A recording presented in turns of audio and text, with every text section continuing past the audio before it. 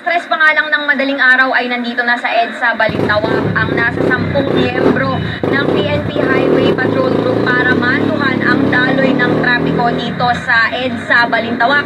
Kung dati-rati ay 2 to 3 lanes lamang ang pwedeng daanan ng mga motoristang bumabagtas, dito sa lugar ngayon ay 3 to 4 lanes na ang maaaring daanan ng mga motorista. Maaga kasing dumating ang mga tauhan ng HPG para linisin ang mga sasakyang nakapark na illegal dito sa harap ng palengke sa kahabaan ng EDSA. Tinanggal na rin ang mga concrete barrier na nakapwesto dati sa gitna ng EDSA. Pinaalis din sa 2 lane sa harap ng Balintawak Market ang mga tindera na nakahambalang sa daan. Kapag sasakay o bababa naman ang mga pasahero, segundo lang ang binibigay na palugit ng HPG. Sinisita ang mga sasakyang hindi tumatabi ng maayos at nagsasakay at nagbababa ng matagal. Kung di raw madadaan sa pakiusapan ng mga motorista, talagang i-issuehan nila ng ticket ang mga ito.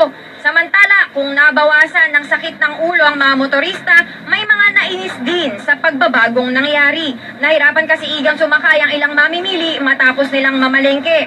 Ang mga kargador naman sa palengke, mas malayo ang pinupuntahan at mas matagal na binubuhat ang mga pinamili ng kanilang mga suki.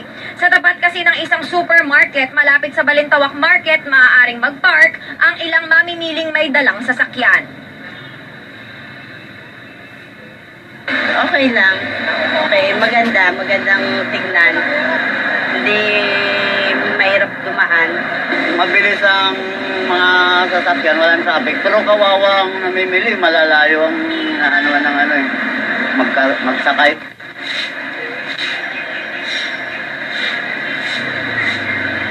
Igan, kumpara nung mga nakaraang araw, maluwag pa rin naman itong daloy ng trapiko sa mga oras na ito. Mas dumami nga lang yung mga sasakyang bumabagtas nitong EDSA Balintawak dahil magra-rush hour na. Pero sa kabutihang palad, talagang umuusad pa rin itong mga sasakyang bumabagtas nitong EDSA Balintawak.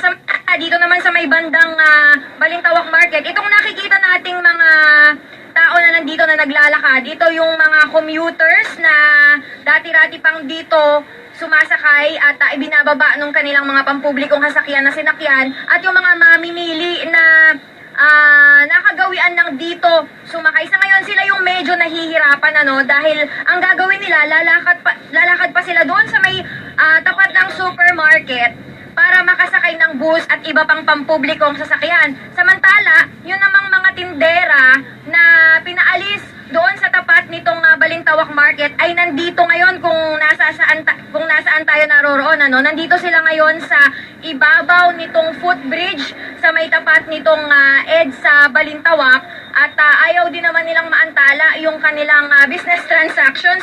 So patuloy sila sa pagbebenta. Yung iba naman kagabi pa naka-duty. Kumbaga sa media, kung may overnight duty tayo, sila rin yung mga kagabi pa na nagbebenta ng kanilang mga produkto ay patuloy na nagbebenta hanggang sa ngayon.